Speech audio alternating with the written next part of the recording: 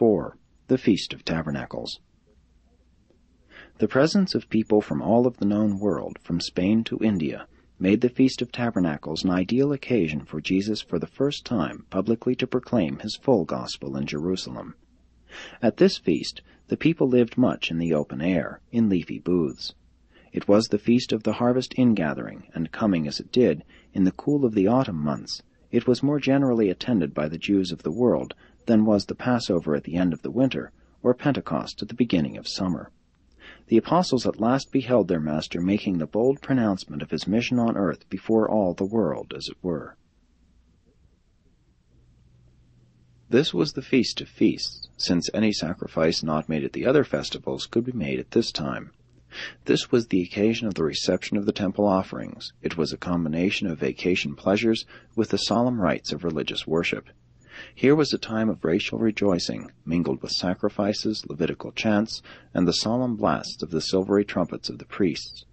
At night the impressive spectacle of the temple and its pilgrim throngs was brilliantly illuminated by the great candelabras which burned brightly in the court of the women, as well as by the glare of scores of torches standing about the temple courts. The entire city was gaily decorated except the Roman castle of Antonia, which looked down in grim contrast upon this festive and worshipful scene, and how the Jews did hate this ever-present reminder of the Roman yoke.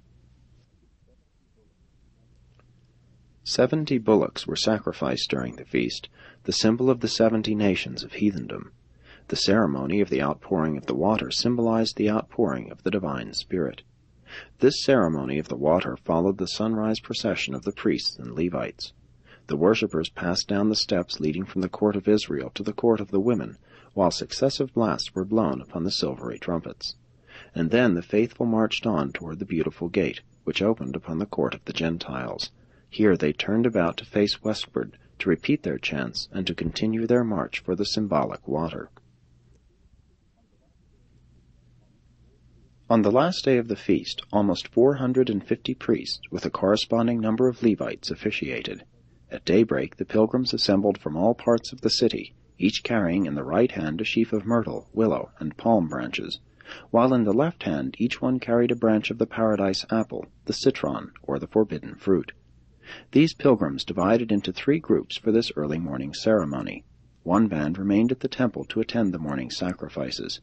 Another group marched down below Jerusalem to near Mazah to cut the willow branches for the adornment of the sacrificial altar, while the third group formed a procession to march from the temple behind the water priest, who, to the sound of the silvery trumpets, bore the golden pitcher which was to contain the symbolic water, out through Ophel to near Siloam, where was located the fountain gate. After the golden pitcher had been filled to the pool of Siloam, the procession marched back to the temple, entering by way of the water gate, and going directly to the court of the priests, where the priest bearing the water pitcher was joined by the priest bearing the wine for the drink offering.